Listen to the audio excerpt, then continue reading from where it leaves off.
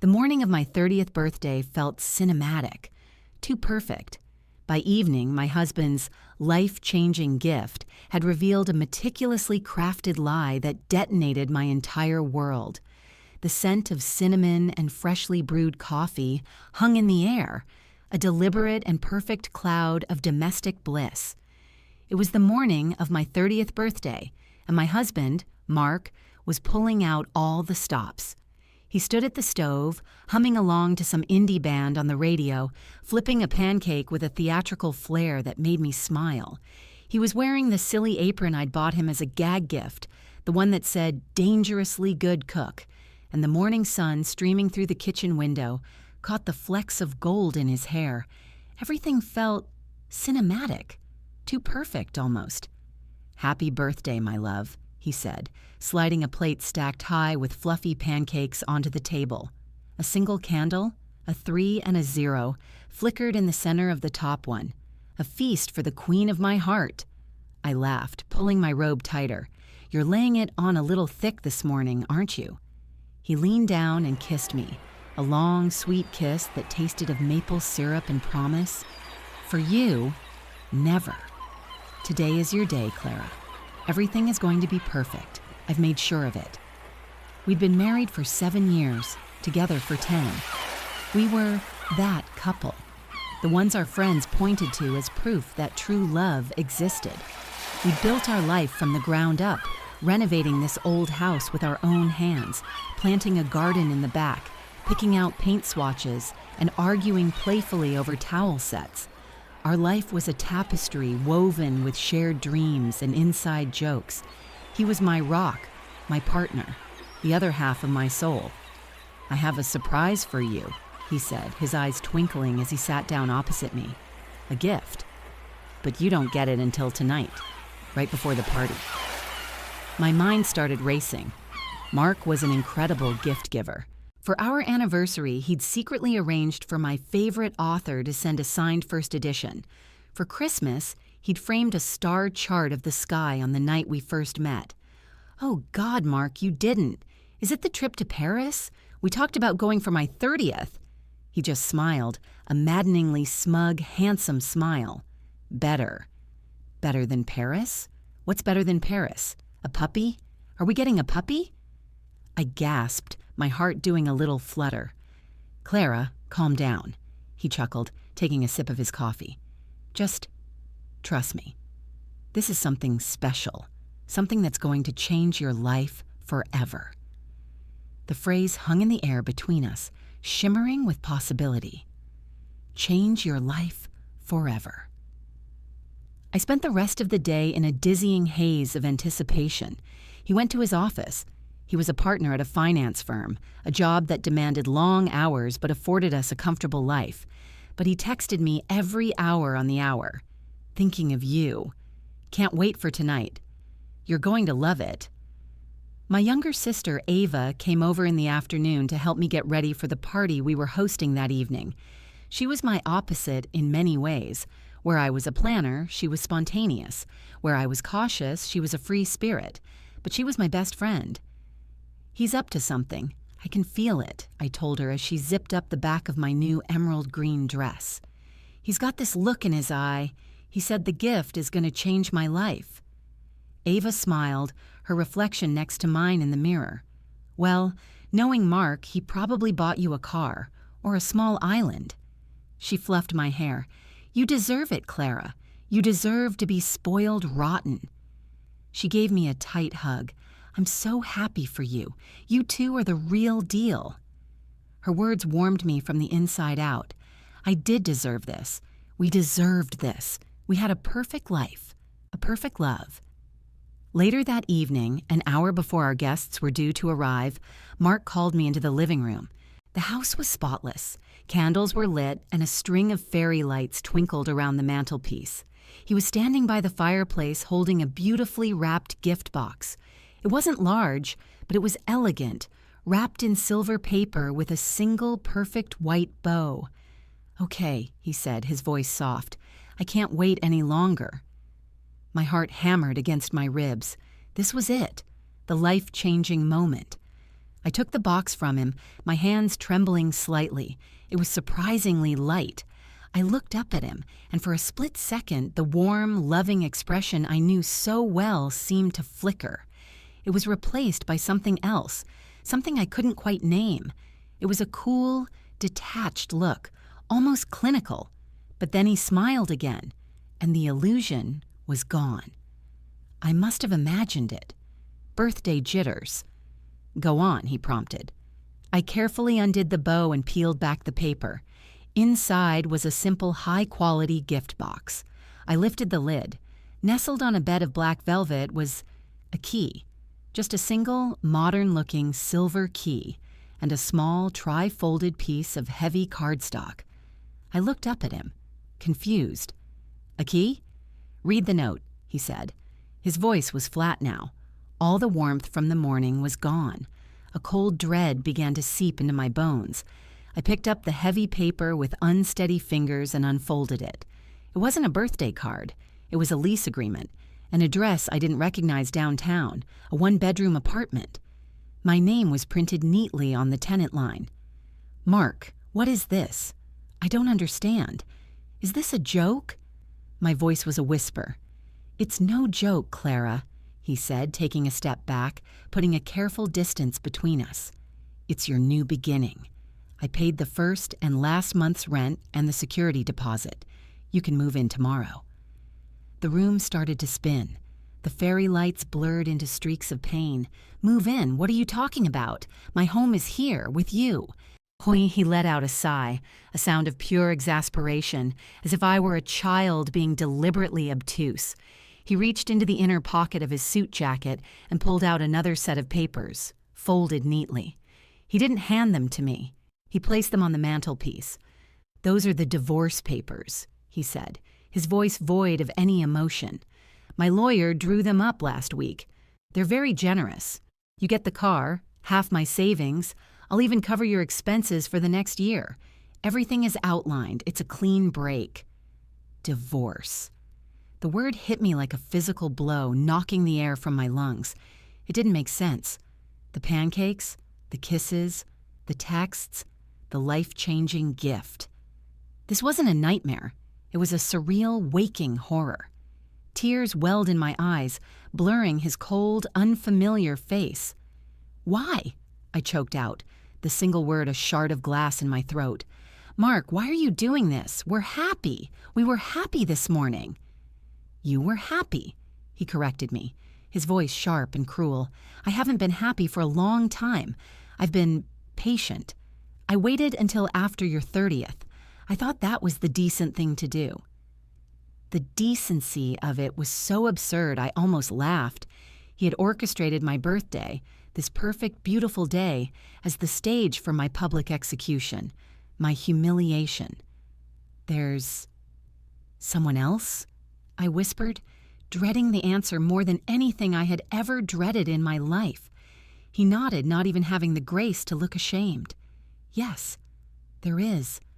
I'm in love with her, Clara, and I want to build a real life with her, here, in this house." The floor fell away from beneath my feet. The final piece of the puzzle, the one that would shatter me into a million irreparable pieces, was about to be laid. "Who?" I demanded, my voice raw. "Who is she?"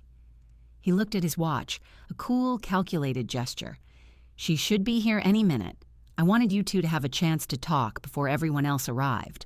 He looked me straight in the eye, his expression unreadable, a mask of stone. "It's Ava," he said. "I'm in love with your sister." And as the meaning of his words detonated in the silent room, blowing my entire world to ash, the cheerful melodic chime of the doorbell echoed through the house. The chime of the doorbell was impossibly loud, a cheerful three-note melody that sliced through the suffocating silence of the room. For a second, my brain short-circuited. Guests. The party. I was still dressed for a party. I was standing in a room decorated for a party. But my life, as I knew it, had just ended. The chime rang again, more insistent this time. My feet felt like they were cemented to the floor. I couldn't move. I could only stare at Mark as he turned, his face a mask of placid resolve, and walked toward the front door. He was actually going to let her in. He was going to bring the viper into the nest he'd just destroyed. He opened the door, and there she was. My sister, Ava. She was beaming, holding a brightly colored gift bag in one hand. She was wearing a new dress, a vibrant cobalt blue that made her eyes pop. My first insane thought was, I bet he bought her that dress. "Happy birth," she began, her voice full of laughter, but it died in her throat as she stepped inside and saw my face. Her smile faltered, replaced by a flicker of something. Was it concern? No. It was more like an actor missing their cue. She glanced from my tear-streaked face to Mark's stony expression. "Oh," she said softly, "so you told her." The gift bag slipped from her fingers, landing silently on the plush rug. The casual, familiar way she said it, "You told her," as if they were discussing a change in dinner plans, shattered the last remaining fragment of my denial. This was real. This was happening. "Get out," I whispered. My voice didn't sound like my own. It was a dry, rasping thing from the bottom of a well. Ava took a tentative step forward, her hands outstretched in a gesture of supplication that was so transparently false it made me sick. "Clara, listen. I'm so sorry. I know how this must look." "How it must look?" My voice cracked, rising in volume. "How it looks. It looks like my sister, my maid of honor, the person who held my hand when Mom died, has been sleeping with my husband. It looks like you've both been lying to me for God knows how long, so get out of my house." "Clara, calm down," Mark said, stepping between us. He put a protective hand on Ava's arm, a gesture so intimate, so possessive, that it felt like a physical slap. "Yelling isn't going to solve anything." "Don't you dare tell me to calm down," I shrieked, the sound tearing from my throat. "You don't get to orchestrate the complete demolition of my life on my 30th birthday and then tell me to calm down."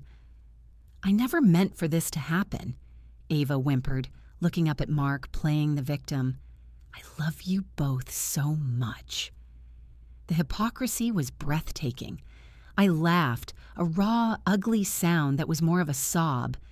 You love me, Ava. When did it start? Was it during our family dinners? When you'd ask me how Mark was and I'd tell you everything, pouring my heart out to you? Was it when I confided in you that we were trying for a baby and you gave me that sympathetic hug? Tell me. I want to know exactly which memories of my life are a complete lie. Ava flinched, her eyes darting away. She couldn't look at me. It was Mark who answered, his voice devoid of any pity. "It's been about a year," he said calmly. "It started after that company retreat last summer. We fought it, Clara, for your sake, but we couldn't help it. What we have is real. It's not something we can just turn off." A year. A whole year of whispered phone calls, of secret meetings, of lies woven so seamlessly into the fabric of our lives that I never saw a single stitch out of place. Every late night at the office, every weekend trip with the girls that Ava took, it was all a lie. They had been laughing at me for a year. I looked at my sister, my beautiful, treacherous sister. That trip to the spa for my birthday last year, you canceled at the last minute. You said you had food poisoning. She wouldn't meet my gaze. I wasn't feeling well. You were with him, weren't you? I pressed, the pieces of the past year clicking into a new, horrific picture. You were with my husband while I was at a spa by myself. The silence was her confession. I felt a wave of nausea so strong I had to grip the back of a chair to stay upright. The fairy lights on the mantelpiece swam before my eyes. This wasn't just a betrayal, this was a conspiracy. Suddenly, the sound of headlights swept across the living room window, followed by the crunch of tires on our gravel driveway. A car door slammed, then another. Laughter floated through the evening air. Our friends, our first guests were here. Mark saw the panic in my eyes and seized the advantage. He looked at me, his expression hardening into something I had never seen before. Pure, unadulterated pity. It was the cruelest look of all. "Our guests are arriving, Clara," he said, his voice low and firm. "Now you have a choice. You can take the key and the papers, and you can walk out the back door right now with a shred of dignity. Tell everyone you were called away for a family emergency. I'll handle the rest. Or you can stay here and make a scene that you will regret for the rest of your life. It's up to you." It was a checkmate. He had planned this down to the very last detail. He hadn't just ended our marriage. He had engineered my public erasure. He was offering me the chance to participate in my own disappearance.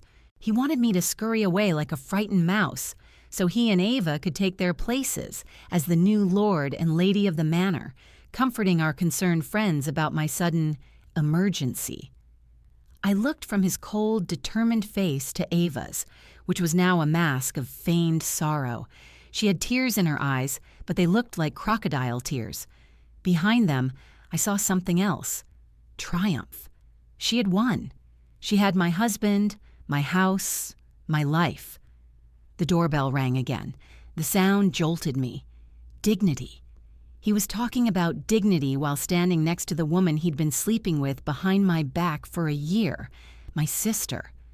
I straightened up, pulling my shoulders back. The rage that had been a chaotic storm inside me was beginning to cool, to sharpen into a single deadly point. I looked past them, at the framed photo on the mantelpiece. A picture of me and Mark on our wedding day, laughing so blissfully, stupidly happy. "No," I said, my voice quiet but clear. "I'm not going anywhere." Mark's eyes narrowed. "Clara, don't be foolish." "The only fool here was me," I said, looking directly at Ava. "But my vision is getting clearer by the second. You want my life? You want him? Fine." I took a deep breath, preparing to turn, to face the door, to welcome my guests and burn this whole perfect life to the ground. But as I watched them, a tiny, almost imperceptible movement caught my eye. Ava, standing beside Mark, unconsciously brought a hand up to rest on her stomach. It was a gentle, protective gesture, one I'd seen countless expectant mothers make.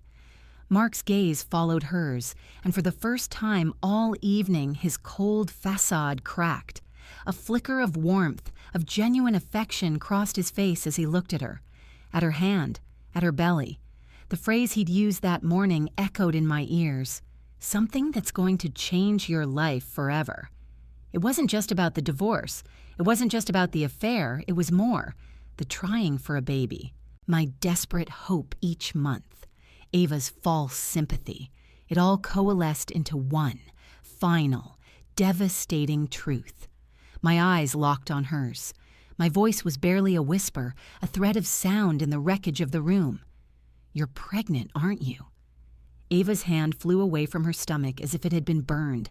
The color drained from her face, leaving a sickly, pale canvas for the guilt that was finally, undeniably visible in her eyes.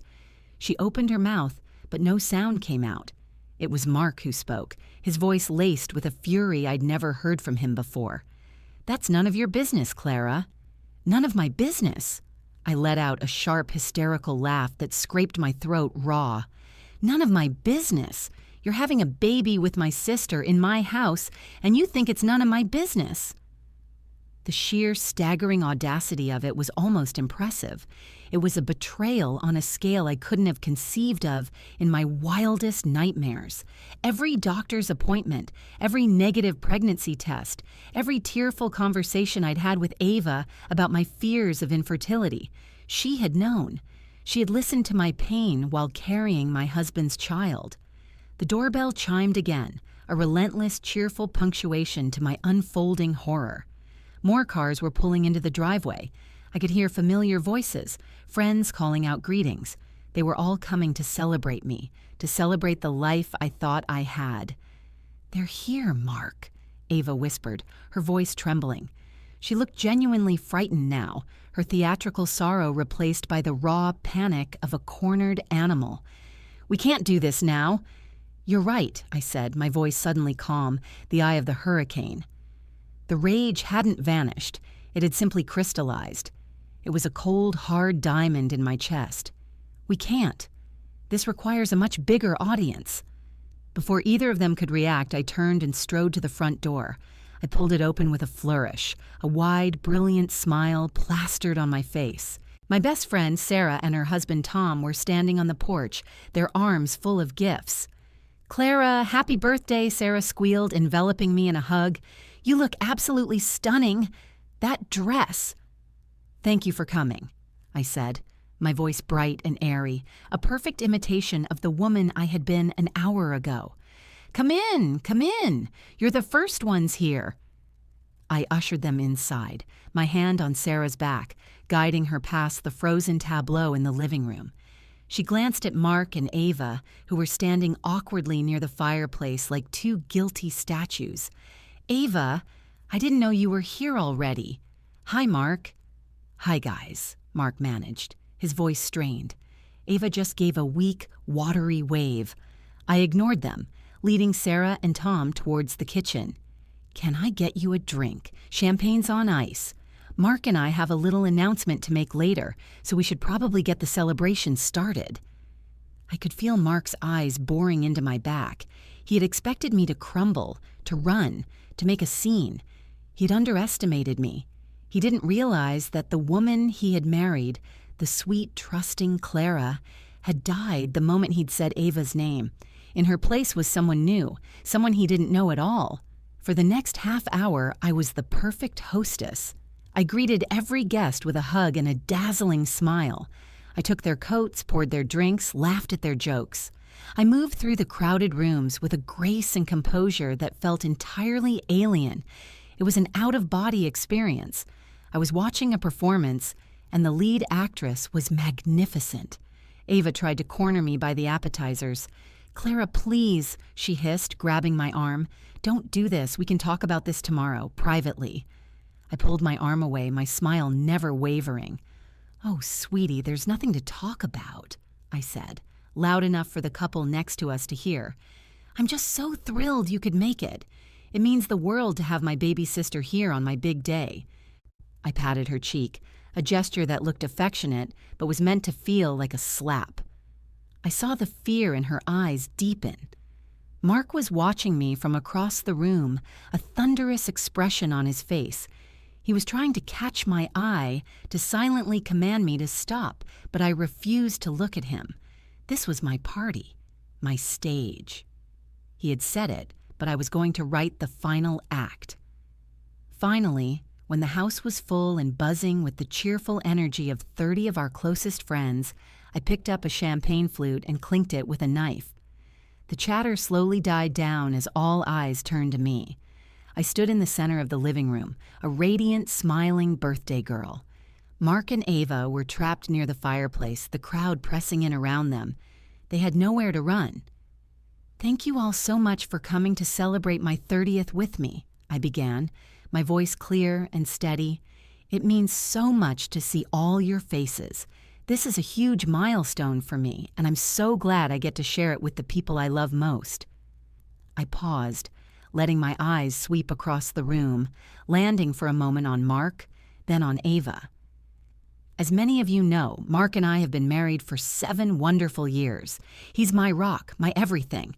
I raised my glass to him. "To my darling husband." A chorus of "To Mark" and "Happy birthday, Clara" filled the room. Mark gave a tight, forced smile. He knew something was coming. He just didn't know what. "Mark gave me a very special birthday gift earlier tonight," I continued, my voice taking on a confessional, intimate tone. "A truly life-changing gift.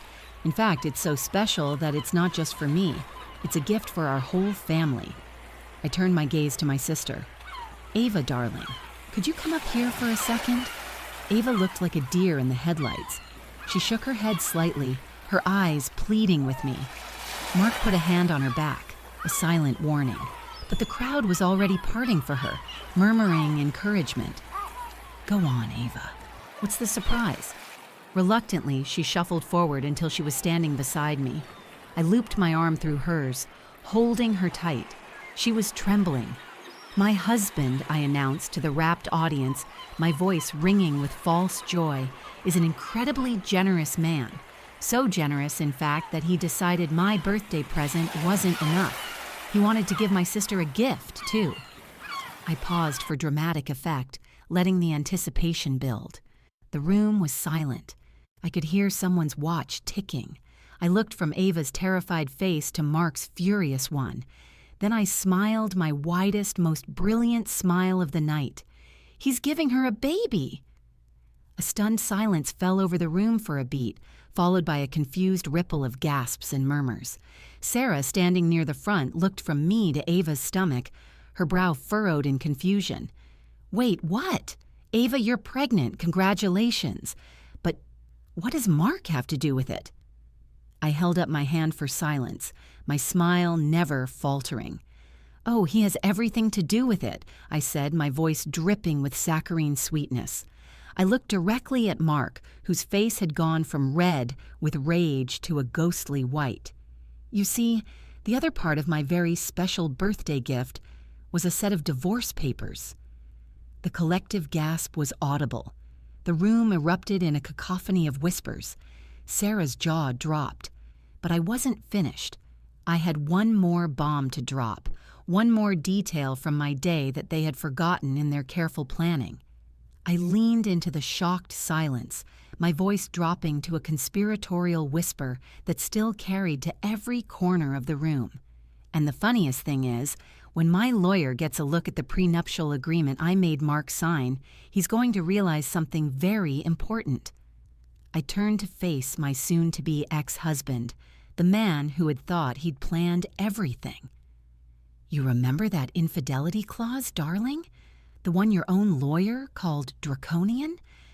The one that says, if you cheat, you get nothing? Not a penny.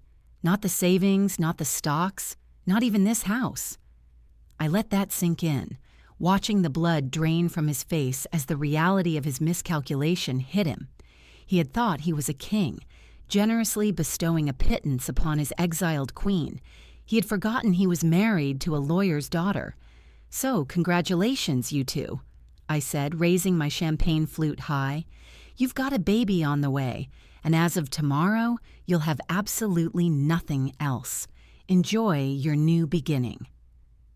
The silence that followed my announcement was a living thing. It was thick and heavy, pressing in on all of us. You could hear the fizz of champagne bubbles in abandoned glasses. Every single person in that room was frozen, their eyes wide, darting between me, Mark, and a swaying, ashen-faced Ava. The festive party atmosphere had evaporated, replaced by the raw, brutal tension of a public execution. Mark was the first to break. "You're lying," he hissed, his voice a low, venomous growl. He took a step forward, his fists clenched at his sides. "There's no infidelity clause. We never agreed to that." "Oh, but we did, darling," I said, my voice as sweet and sharp as poisoned honey.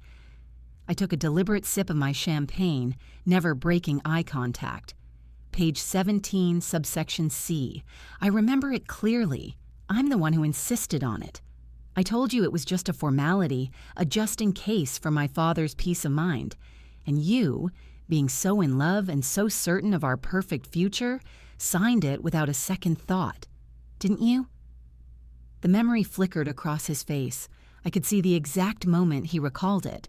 The mahogany desk in my father's law office, the thick stack of papers, his casual, dismissive wave of the hand as he'd said, "Whatever makes you happy, Clara." He had been so sure of himself, so sure of me. The realization that his own arrogance had just cost him everything was a spectacular thing to witness. His face contorted, a mask of pure, unadulterated fury. The guests began to react, their shock turning into a low murmur of conversation. People were whispering behind their hands, shaking their heads.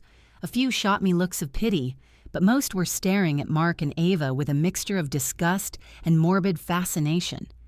Sarah pushed through the small crowd and came to my side, her arm wrapping protectively around my shoulders. "Clara, are you okay?" she whispered. "I'm fantastic," I whispered back. And the terrifying thing was, I almost meant it. The pain was still there, a massive gaping wound in my chest, but it was overshadowed by a surge of cold, exhilarating power. Ava finally crumbled. A strangled sob escaped her lips, and she covered her face with her hands. "I can't do this," she choked out, turning to flee. But there was nowhere to go. She was surrounded by the friends who had watched her grow up, the people who had toasted her at my wedding. They stared at her now as if she were a stranger, a monster. "What the hell is wrong with you?" Tom, Sarah's husband and one of Mark's oldest friends, said, his voice shaking with disbelief. "To both of you? A year? And with her sister? My God, Mark." Mark ignored him. His eyes were locked on me. "You think you can take everything from me?" he snarled. "This is my house. I paid for it." "Our name is on the deed," I corrected him calmly. "And according to the document you signed, in the event of proven infidelity, all jointly held assets transfer to the injured party. That's me. So, no, darling, this is my house. And you have about 10 minutes to get your things and get out before I call the police and have you removed for trespassing." Someone in the back of the room gasped. "You're bluffing," he said, but his voice lacked conviction. He was starting to look desperate. "You wouldn't do that." "Try me," I said, my smile gone, replaced by a look as hard as granite. I pulled out my phone. "In fact, let's find out. 911 is a pretty easy number to dial." His bravado shattered. He looked around the room at the sea of accusatory faces, at his weeping, pregnant mistress, and then back at me. He saw no mercy in my eyes. He had extinguished all of it. With a guttural roar of frustration, he spun around and slammed his fist into the wall, leaving a spider web of cracks in the plaster. A few people screamed. He didn't seem to notice. He stormed past me, shoving a couple of people out of his way and bounded up the stairs. A moment later, we heard the sound of drawers being wrenched open and slammed shut. Ava was left alone in the center of the room, sobbing uncontrollably. No one went to comfort her. She had become a pariah in an instant. She looked up, her mascara-streaked face pleading. "Clara, I'm sorry. I love him." "You don't love him," I said, my voice flat and devoid of emotion. "You love the life he could give you, the life that was mine, and now it's gone. You made your choice. You can have him. In fact, you can have him in a 1-bedroom apartment with first and last month's rent paid. It was my birthday gift, after all. It seems only fair you get to enjoy it." She flinched as if I'd struck her. Without another word, she turned and fled, pushing her way through the stunned crowd and out the front door, leaving it hanging open behind her. The sounds of a car starting and tires squealing on the pavement filled the silence. The party was over. People began to leave in a quiet, awkward exodus, murmuring apologies and offering hugs. "Call me if you need anything, Clara." "We're so sorry." "We're here for you." Sarah and Tom stayed, helping me collect the half-empty glasses and plates of untouched food. The festive decorations now looked mocking and cruel. A few minutes later, Mark came down the stairs, carrying a single duffel bag. His face was a thundercloud. He didn't look at me, but stopped in front of Tom. "You're still here?" Mark sneered. "Come to gloat? I came to support my friend," Tom said, his voice steely. "The one you just destroyed." Mark just shook his head and walked toward the door. He paused on the threshold and finally turned to look at me. The hatred in his eyes was so intense, it was almost a physical force. "This isn't over, Clara," he said, his voice low and menacing. "You're going to regret this. I'll fight you for every single thing. I'll drag your name through the mud. I'll make sure everyone knows what a cold, calculating bitch you really are." "You do that," I said, walking to the door and pulling it wider for him, "and I'll see you in court." He stared at me for a long moment, then turned and walked out into the night, slamming the door so hard the house shook. And then I was alone, with Sarah and Tom, in the ruins of my life. The adrenaline began to fade, and the cold, hard reality of what had just happened washed over me. The pain I had been holding at bay came rushing back, a tidal wave of grief and betrayal. My knees buckled and I would have fallen if Tom hadn't caught me. The sobs came then, violent, body-racking sobs that felt like they were tearing me apart from the inside. Over the next few days, I operated on autopilot. Sarah practically moved in, screening my calls, dealing with the caterers, and fielding the endless texts from concerned friends. I hired the most ruthless divorce attorney my father knew, a shark named Diana, who looked at my prenup with something akin to glee. "Oh, he's toast," she'd said, smiling, utterly and completely toast.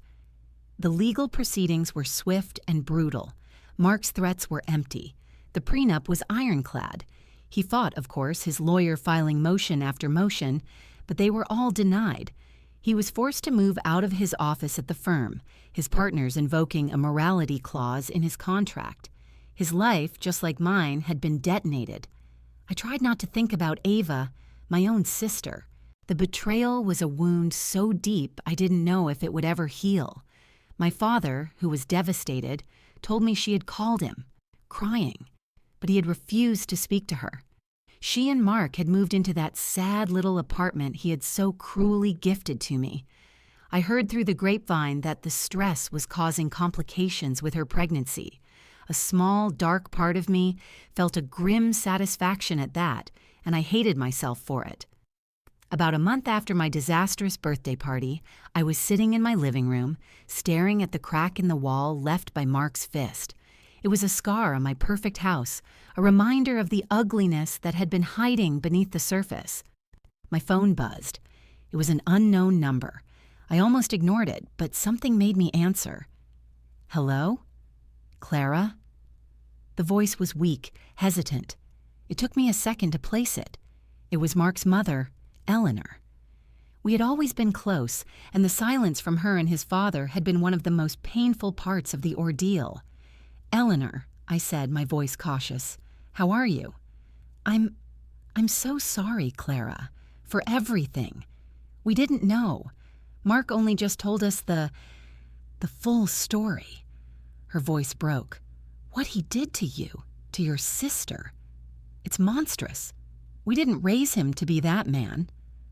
Tears pricked my eyes. "Thank you for saying that." "That's not why I'm calling," she said, her voice dropping lower. "I shouldn't be telling you this. Mark would kill me. But you deserve to know there's something else, something you don't know about the baby." A cold dread washed over me.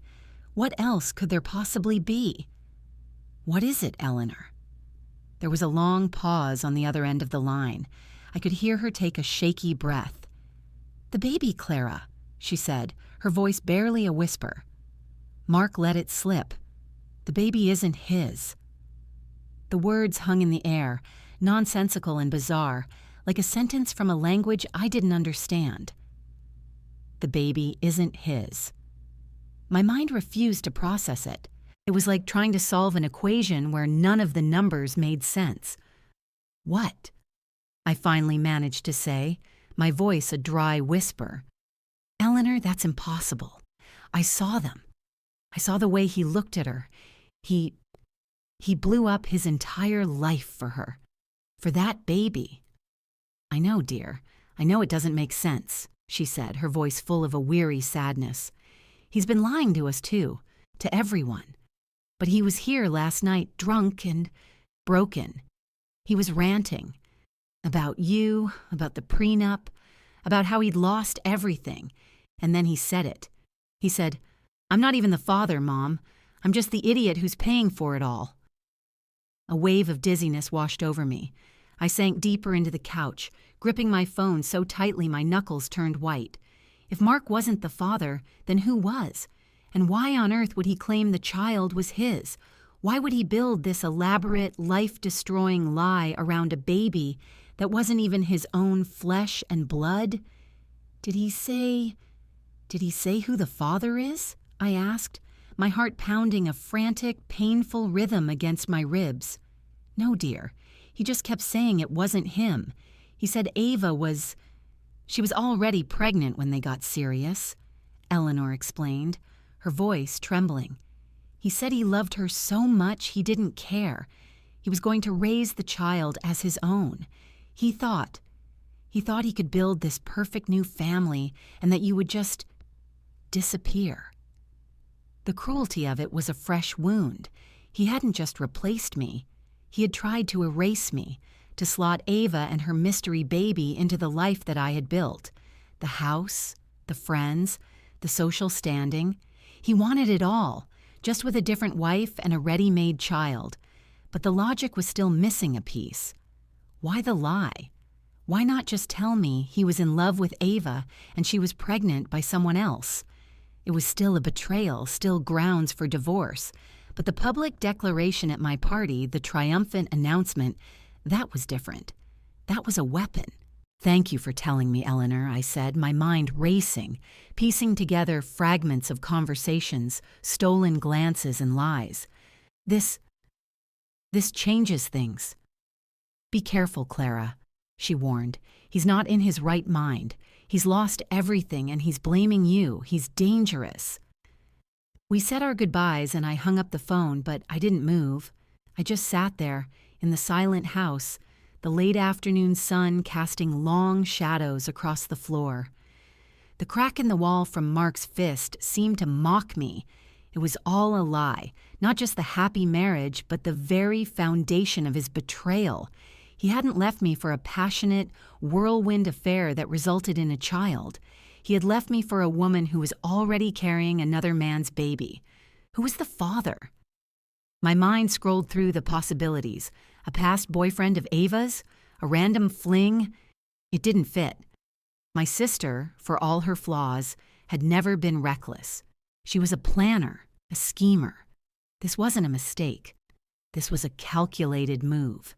And Mark, the shrewd finance guy who never made a deal without assessing every possible risk, had walked right into it. Or had he?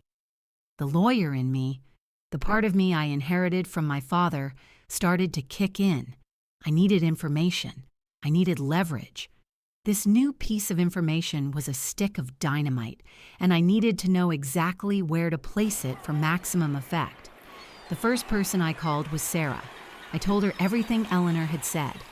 She was silent for a long moment, then let out a low whistle. "Oh my God, Clara, this is next level insane," she said. "So Ava played it. She got pregnant by someone else and convinced Mark to leave you for her." "It looks that way," I said, "but it still feels off. Why would Mark go along with it? Why would he publicly claim the child? It humiliated him just as much as it did me." "Maybe he's just that stupidly in love," Sarah suggested. "Or maybe he's just that desperate to be a father. You said you guys were trying for a while, right?" She was right. The ache of wanting a child had been a constant presence in our marriage for the last 2 years. Mark had seemed just as eager as I was. Had his desire for a family, any family, been so strong that he was willing to claim another man's child? It was a possibility, a pathetic, desperate possibility. Over the next week, I became a detective. I started with Ava's social media, which she had scrubbed clean. Her accounts were either deleted or set to private, but the internet never forgets. Using online archives, I started combing through old posts, tagged photos and comments from the past year. I was looking for a ghost, a man who might have been in her life around the time she would have conceived. It was painstaking work. For days, I found nothing, just the usual photos of her with friends, at parties, on trips, the curated happy life of a 20-something. But then I found it. A group photo from a work conference Ava had attended about 9 months ago. It was a boring, corporate-looking picture, a dozen people in business casual attire, smiling awkwardly for the camera. Ava was in the back row, and standing next to her, with his arm draped casually around her shoulder, was a man I recognized instantly. My blood ran cold. It was Stephen Powell. Stephen Powell was not just some random colleague. He was Mark's boss, the senior managing partner of the entire firm, a man in his late 50s, married with grown children, a man who held Mark's entire career in the palm of his hand. Suddenly, everything clicked into place with a horrifying, sickening clarity. This wasn't a crime of passion. This was a corporate takeover. Ava hadn't just had an affair. She had been sleeping with the most powerful man in Mark's professional life. Mark hadn't been a lovesick fool. He had been a pawn. Stephen Powell couldn't have a public scandal. A pregnant mistress would destroy his career, his marriage, his reputation. He needed a solution. He needed a fall guy. And he had one, right under his nose. His ambitious, eager-to-please subordinate, Mark. The deal was obvious. Mark takes the fall. He claims the baby, marries the mistress, and quietly divorces his wife. In exchange, Stephen Powell makes all of Mark's career dreams come true. A promotion, a bigger salary, a guaranteed path to the top. Mark wouldn't just be a partner. He'd be the heir apparent. He wasn't choosing Ava over me. He was choosing power and ambition. He was trading one wife for a better career. And my 30th birthday party. It wasn't just a cruel stage for my humiliation. It was a performance for an audience of one. Stephen Powell. Mark had to prove he could handle the situation, that he could get rid of me cleanly and quietly, that he could take control. But I hadn't followed his script. I had improvised. And my little improvisation, the one about the prenup, had blown their entire scheme to kingdom come. Mark hadn't just lost a wife and a house. He had failed his test. He had proven to Stephen Powell that he couldn't control me, and in doing so, had lost the very prize he'd sacrificed everything for, the morality clause in his contract. It wasn't just about the affair with Ava, it was about the scandal. Stephen Powell had cut him loose the second our divorce became public and messy. The pieces were all there. It was a perfect diabolical theory, but I needed proof. I remembered something Mark had said during one of our angrier phone calls with the lawyers. He had been screaming about the company servers, about how all his files were on there. He needed access to his work. At the time, I dismissed it as the ranting of a desperate man, but now, maybe there was something there. I still had a backdoor login to our shared cloud storage, an account we'd used for household finances and vacation photos. I hadn't looked at it in months. On a long shot, I logged in. Most of it was just old files. But then I saw a folder labeled Sync Backup. It was a direct mirror of his work laptop's desktop, automatically synced. My heart hammered in my chest. He had been so arrogant, so sure of himself, that he'd never even thought to delete it. I clicked it open. It was mostly boring work documents, spreadsheets, presentations, market analyses. I spent hours searching, using keywords. Ava, Powell's, personal. Nothing. I was about to give up when I decided to check the deleted items folder, and there it was, a single audio file. The file name was just a string of numbers, a date. It was from 2 months before my birthday. My hand was shaking so badly I could barely click the mouse. I put on my headphones, took a deep breath, and pressed play. The sound of Mark's voice filled my ears, but it was strained, nervous. "Sir, I've been thinking about your proposition." Then came the other voice, a voice I'd only heard a few times at stuffy corporate holiday parties. It was smooth, confident, and utterly ruthless. It was Stephen Powell. "It's not a proposition, Mark. It's a solution to everyone's problem. You want to get ahead. I need this to go away. Ava, is a complication I can't afford. You take care of her. You take care of the situation, and I'll take care of you. Is that clear?" "And Clara?" Mark asked, his voice small. "What about my wife?" There was a short, humorless laugh from Powell. "Wives can be replaced, Mark. A career opportunity like this only comes along once. You handle your wife. Make it clean, make it quiet. She gets a generous settlement, she signs an NDA, and everyone walks away happy. Prove to me you can handle your personal life, and I'll hand you the keys to the kingdom. Fail, and you'll find yourself out on the street. Do we have an understanding?" A long pause, and then Mark's voice, full of a sickening mix of fear and ambition. "Yes, sir." We do.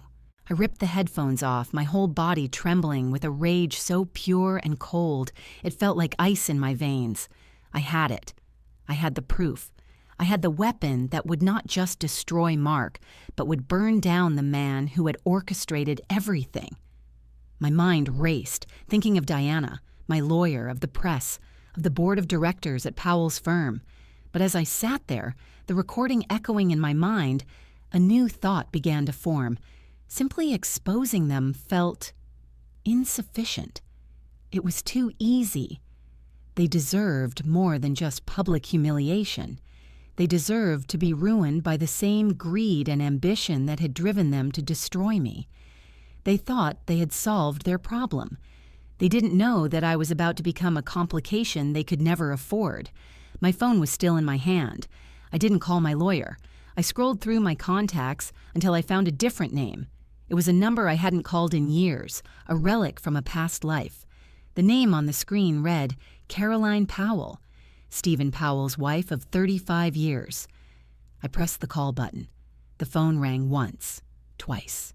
My heart was a frantic drum against my ribs. What was I doing? Was I really about to detonate a bomb in a complete stranger's life? Then a voice, crisp and elegant, answered. Caroline Powell speaking. Mrs. Powell, I began, my own voice surprisingly steady. My name is Clara Bishop. My ex-husband, Mark Bishop, used to work for your husband at Sterling Financial. There was a polite, slightly chilly pause. I remember Mark, a very ambitious young man. How can I help you, Clara? She probably thought I was calling to plead Mark's case, to beg for his job back. I'm not calling about Mark, I said. I'm calling because I have some information that I believe you, as a significant shareholder in Sterling Financial, and as Mr. Powell's wife, have a right to know. It concerns a serious ethical breach and a potential scandal that could have a significant impact on the company's reputation and stock price. I used the language I knew she would understand: shareholder, stock price, reputation. This wasn't a call from a scorned wife. It was a business proposition. The chill in her voice intensified. I'm not sure I understand. I have in my possession a recorded conversation between your husband and mine, I continued, my voice low and deliberate. In it, your husband coerces my ex-husband into a fraudulent scheme to cover up Mr. Powell's affair with his pregnant mistress, my sister. As it happens, by forcing Mark to claim paternity of the child and divorce me in exchange for career advancement. He also makes direct threats against Mark's employment if he fails to comply. I believe the SEC might call that conspiracy and blackmail. The board of directors might call it a gross misuse of company power. I just call it disgusting. The silence on the other end of the line was absolute. I could picture her, a perfectly coiffed woman in a pristine, multi-million-dollar home, the carefully constructed world around her beginning to crack. When she finally spoke, her voice had lost all its polished warmth. It was flat and cold as ice. Where are you? We met an hour later at a discreet tea room in a boutique hotel downtown. Caroline Powell was exactly as I'd pictured her, impeccably dressed in a Chanel suit, her silver hair styled in a flawless chignon, her face a mask of aristocratic composure. But her eyes, when they met mine, were like chips of flint. She was not a woman to be trifled with. I didn't waste time with pleasantries. I placed a small digital recorder on the table between us and pressed play. She listened to the entire conversation without a single flicker of emotion, her hands resting calmly on her lap. When it was over, she simply nodded. I see, she said, her voice quiet. He's become careless in his old age. She looked at me, a flicker of something. Was it respect in her gaze? What do you want, Clara? I want what was taken from me, I said. My life was collateral damage in a disgusting power play between two greedy men. Your husband used my sister, my marriage, and an unborn child as pawns to protect his reputation. My husband was willing to burn our entire life to the ground for a promotion. They don't deserve a quiet exit. They deserve to be ruined. She took a slow, deliberate sip of her tea. Public exposure would be messy for everyone. The stock would plummet. The board would be in chaos. My family would be dragged through the mud. I know, I said. That's why I came to you. A public battle creates martyrs and victims. I'm more interested in a quiet, complete annihilation. You and I, Mrs. Powell, our goals are aligned. You don't want your family name destroyed, but I suspect you have no interest in allowing your husband to get away with this, and I want to ensure that Mark and Ava pay for what they did, not just financially, but completely. A small, thin smile touched her lips. It was a terrifying sight. I've spent 40 years of my life building that company alongside him. I will not see it destroyed by his sordid little appetites, and I will not be made a fool of. She leaned forward, her voice dropping to a conspiratorial whisper. Here's what we're going to do. The plan she laid out was a masterpiece of corporate warfare, elegant in its simplicity and breathtaking in its ruthlessness. Caroline Powell, it turned out, wasn't just a society wife. She was a brilliant strategist who had been sidelined by her husband for decades, and she was more than ready to reclaim her power. Phase 1 was swift and silent. Using the recording as leverage, Caroline convened a secret emergency meeting with two of the oldest and most powerful members of the board of directors, men loyal to her family, not to her husband. She played them the recording. The outcome was decisive. There would be no public scandal. Stephen Powell would announce his immediate retirement, citing health reasons. He would go quietly, with a fraction of his expected golden parachute. In return for his silence and cooperation, Caroline and the board would agree not to press criminal charges. He was given 24 hours to clear out his desk. His reign was over. Phase 2 was my part.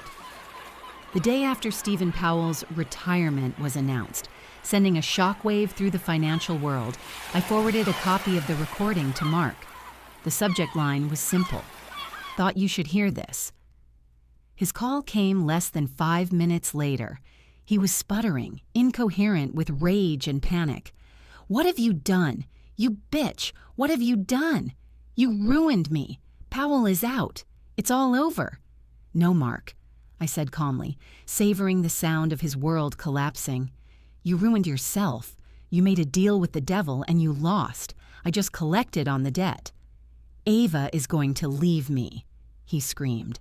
We have no money. Nothing. The apartment. The baby.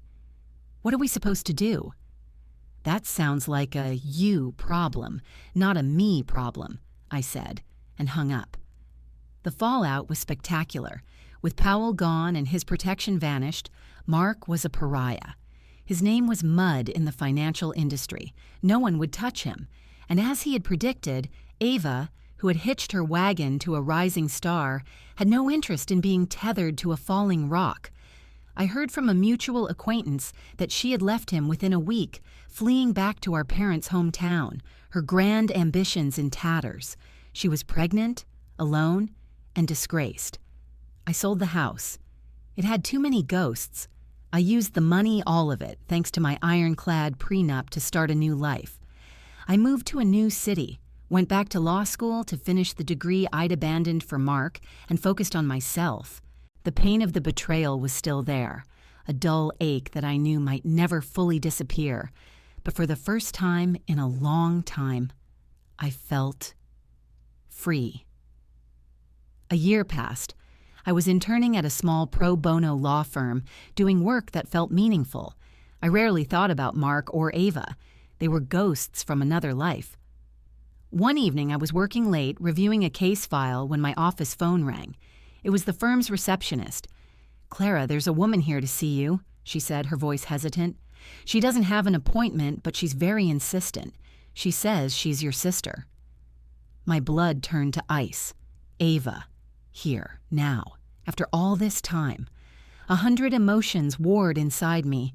Rage, grief, a flicker of morbid curiosity. "Send her in," I said, my voice colder than I intended. A moment later, the door opened.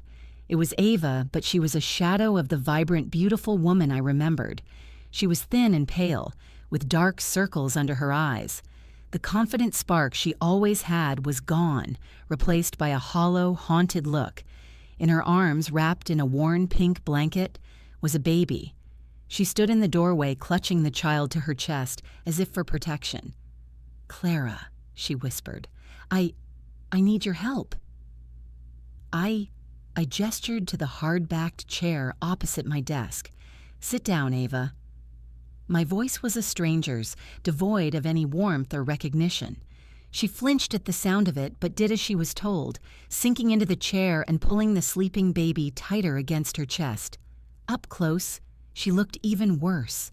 Her expensive clothes were wrinkled, her hair was limp, and the exhaustion etched on her face went bone deep. This was not the vibrant, conniving woman who had stood triumphant in my living room. This was a refugee. "What do you want?" I asked, my hands folded neatly on the blotter of my desk. I was a fortress, and she would find no weakness in my walls. Her story tumbled out in a broken, desperate whisper. After I'd exposed the scheme, Stephen Powell had cut them both loose. He'd paid her a small sum to disappear and sign an ironclad NDA, a pittance to ensure his own survival. Mark, stripped of his career prospects and his inheritance, had become a monster. The charming, ambitious man was gone, replaced by a bitter, resentful shell. He had blamed her for everything for getting pregnant, for my reaction, for the prenup he'd been too arrogant to read, the money he'd gotten from the divorce settlement, the small portion the court allowed him for personal effects, was almost gone. He'd left her 2 months ago, just packed a bag in the middle of the night and disappeared.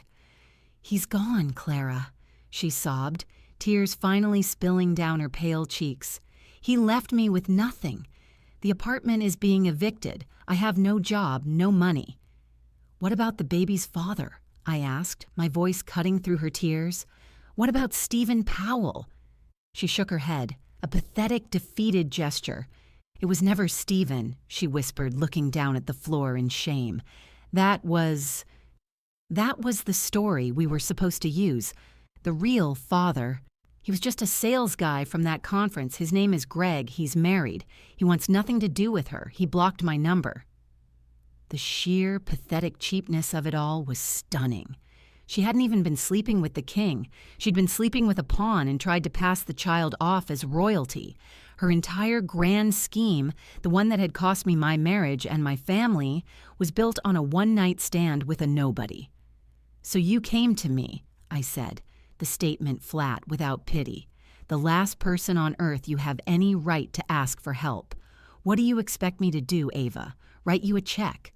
Let you move in?" "No," she said, looking up, her eyes wide with a sliver of her old fire. "I want you to be my lawyer. I want you to go after them, after Greg for child support, after Mark for everything he promised me." I almost laughed. The audacity, even in her broken state, was incredible. She wanted me to use the skills I had honed in the ashes of the life she'd helped burn down to clean up her mess. She still saw me as a tool to be used. I leaned back in my chair, steepling my fingers, and looked at my sister. The sister who had held my hair back when I was sick, who had cried with me when our mother died, who had stood beside me at my wedding and lied to my face. I felt nothing. The love I'd had for her was a phantom limb, an ache where something used to be. Forgiveness was impossible. But justice was another matter entirely. "I will not be your lawyer, Ava," I said, and I watched the last bit of hope drain from her face. "Our relationship in any form is over. We are strangers. You and I are done." She let out a choked sob, her shoulders slumping in defeat. "However," I continued, and her head snapped up, "that child in your arms is my niece. She is an innocent in the mess that you and the men you chose created. She is the only thing that matters in this room. She deserves a future, and she deserves to be provided for by the people responsible for her existence. So I will not represent you, but I will, pro bono, represent the interests of your daughter." I stood up and walked around the desk, looking down at the baby for the first time. She had a fuzz of blonde hair and a perfect little mouth. She was beautiful, untainted. I will file a paternity suit against this Greg. We will get a court order for his DNA, and he will pay child support for the next 18 years. It might not be much, but it will be his legal responsibility. Ava nodded, clutching at the lifeline I was offering. Thank you, Clara, thank you. I'm not finished, I said, my voice hardening again. We're also going after Mark. She looked confused. But he's not the father. He has no money. A cold smile touched my lips. He may not be the biological father, but he spent months telling anyone who would listen that he was. He made a public declaration at my birthday party. He announced it to our friends, our family. He intended to commit paternity fraud to advance his career. In the eyes of the law, that creates a liability. My old friend Diana, the shark who handled my divorce, believes we can make a very strong case for promissory estoppel. He made a promise to this child, and he is legally and morally bound to it. He doesn't have money now, but he will be forced to get a job. And for the next 18 years, a portion of every single paycheck he earns will be garnished and sent to a trust for this little girl. He wanted to play the part of the father? Fine, he can pay for it for the rest of his life. Ava stared at me, her mouth agape. She was seeing the new Clara for the first time, not the victim, not the sister, the lawyer. The money will not go to you, I stated, leaving no room for argument. It will be managed by a court-appointed trustee. It will be used for your daughter's needs, housing, food, education. You will get a stipend to live on as her caregiver, but you will never control the capital. This is for her, not for you. I laid out the final terms.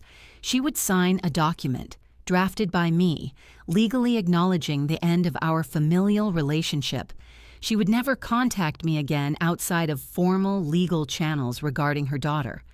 I would secure her child's future, and in exchange, she would give me what I wanted most, a permanent binding end to us.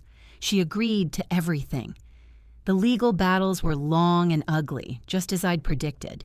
Greg the sales guy was a coward, but a DNA test is a hard thing to argue with. Mark fought like a cornered rat, hiring a cheap lawyer who was no match for Diana. We presented sworn affidavits from a dozen of our former friends, all attesting that Mark had claimed the child as his own. His own lies became the cage that trapped him. In the end, we won, on both fronts. Today, I close the file. It's all done. Ava and her daughter, Lily, live in a small, clean apartment a few towns over. A check arrives every month from 2 different men who wish she had never been born. My sister is living a life of quiet consequence, stripped of her ambitions, her only purpose the child who is a constant reminder of her catastrophic failure. Mark is working a dead-end accounting job, his wages garnished, forever paying, with interest, for the life he tried to steal. Sometimes, the court-appointed trustee sends me a picture of Lily. She's starting to look like my mother. I feel a pang of sadness for the aunt I will never be, for the family that was destroyed, but I don't feel regret. I did not offer my sister forgiveness. I offered her justice. I did not get my old life back, but I built a new one on a foundation of strength I never knew I had. They gave me a nightmare for my birthday, a gift of betrayal and ruin, and I paid them back. I took their lies, their greed, and their deceit, and I forged them into a future for an innocent child. And in doing so, I finally truly set myself free, set myself